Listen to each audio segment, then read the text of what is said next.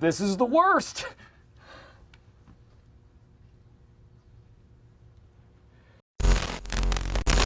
These videos are not for children. If you are a children, then piss off. Hey there, I'm Infuso, and The Office is one of the most beloved and rewatchable TV series in all of sitcom history. However, it wasn't always that way. You see, the US Office spent its first season trying its best to mimic and duplicate the first series of the UK Office, and it pretty much failed miserably, as some predicted it would. I'm sure a lot of you have heard the story of gym actor John Krasinski almost completely blowing his audition by stating that he hoped the producers didn't wind up screwing the show up, as most British adapted American sitcoms have been known to do. And he said this in front of one of the producers, not knowing that he was one of the producers. And he was kinda spot on.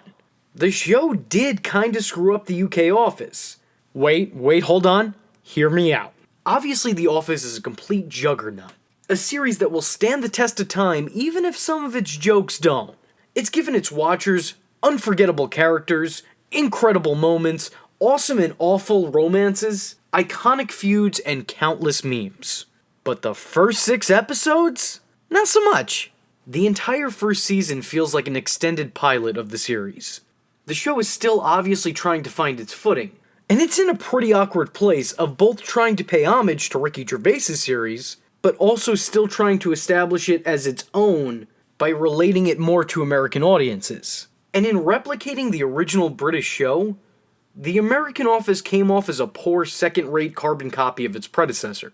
The American Office's first season is kinda like the dollar store UK version of something. It's like when you go to the store and you're like, oh shit, Cheerios! And your mom's like, no, I'm sorry honey, we have them at home. And at home, there ain't no goddamn Honey Nut Cheerios here, but hey, we got Honey Oats, it's the same thing, right? You know, maybe that's a bad comparison because I actually kinda always preferred the bargain brand ones. I don't know what it is, it tastes better, I think. But that's not the point. If anything, it's the exact opposite of the point. I'm just getting distracted because I am an adult suffering from ADD. Anyway, in trying to recreate the original Office, the show kind of immediately took a nosedive. Not too dissimilar to a friend of mine, as some of you who watch this channel may remember. This version of The Office wasn't as funny as the UK Office. Hell, the two weren't even comparable. Other than, a lot of the same scenes happened in one and then happened in the other. I guess you could compare them. But, why would you?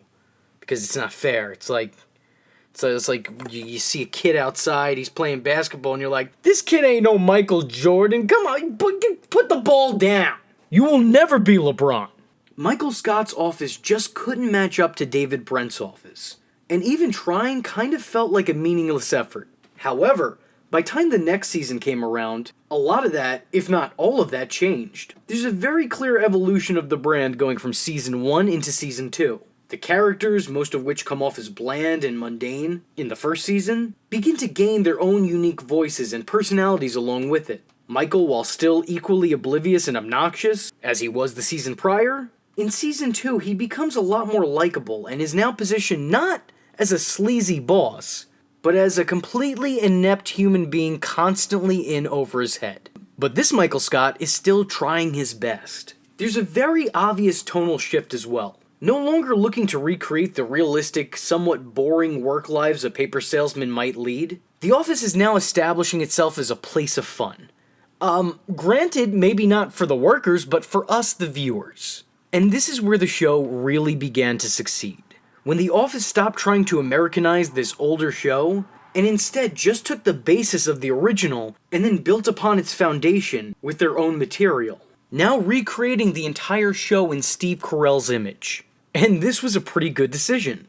In my opinion, the show only took off after it established a separate identity from its source material. And for a lot of watchers in doing so, it actually wound up completely eclipsing the original in terms of longevity, lifespan, and overall enjoyability.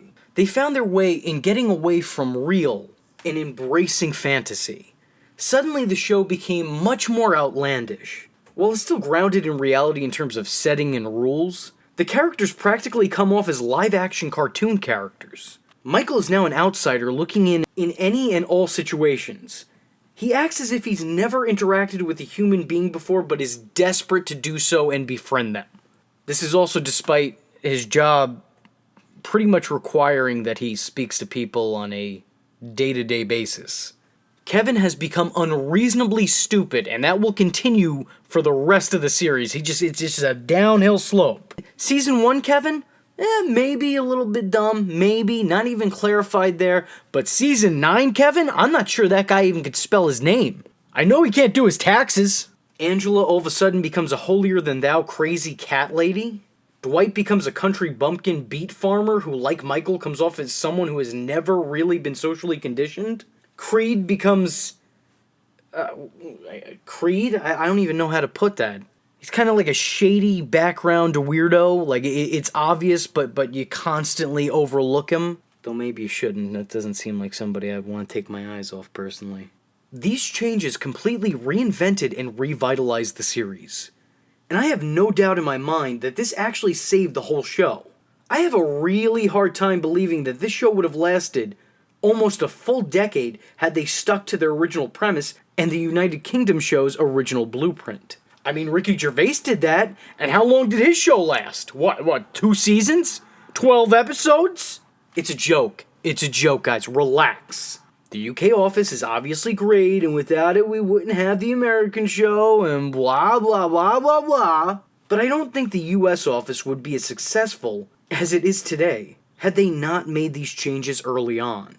And to be honest with you, and this might be an unpopular opinion, I'm sure a lot of you are going to disagree with me. As a matter of fact, some of you may be so turned off by this next statement that you just immediately unsubscribe. And you know what? That's fine. It's there for a reason. You can do that anytime you like. But I'm going to be honest here. I have an easier time sitting down and watching the last 2 seasons of the show than I do in its very first season. Because even though the last 2 seasons aren't necessarily great, I actually do still kind of like Season 8. Season 9 is not necessarily great. It still feels like The Office. We still know the characters, and for the most part, it still has that same energy behind it. You're still able to laugh at Creed, or realize later in life that you relate the most to Stanley. That man just wants to go to work, get a paycheck, go to sleep. That's all he wants. But in Season 1, we don't have a grasp for a lot of these characters. In Season 1, it portrays a lot of the ones that we do understand in a really negative light. Which, of course, again, is rectified later on. But my point is, the first season of the show is almost like a prelude to the rest of its run. It was only just finding its identity. So in my opinion, The Office's first season is its worst season. It wasn't actually necessarily bad, but it's definitely a far cry from The Office we all know and love.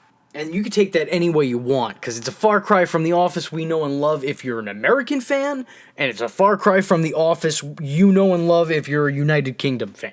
It's like in this strange purgatory in between those 2 shows. It's a very gray area.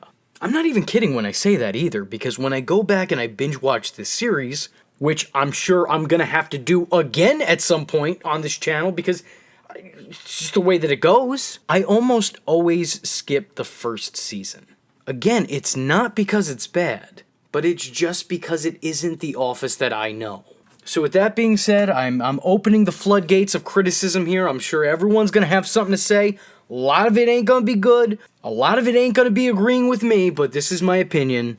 And now it's on the internet forever, so that's great. Hope you guys enjoyed the video, but if you didn't, well, I'm probably gonna hear about it anyway, so have a good one. Ladies and gentlemen, this is Alex Jones, and we are breaking the conditioning. Now look, I'm gonna be honest with you, I'm kind of retarded, which is why I liked and subscribed to the Social Injustice Warriors channel. I even clicked that little bell to stay notified. You have to look into it, people. But then I began to uncover what I believe to be a secret nefarious plot orchestrated by Zionist reptilians. Now give me a second. Digging deep, I discovered that he wants you to quote-unquote follow him on Twitter. Now think about that for a minute. What kind of person, what sort of individual wants you to follow them? You know who else wanted people to follow them? The world's biggest Beach Boy fan, Charles Manson.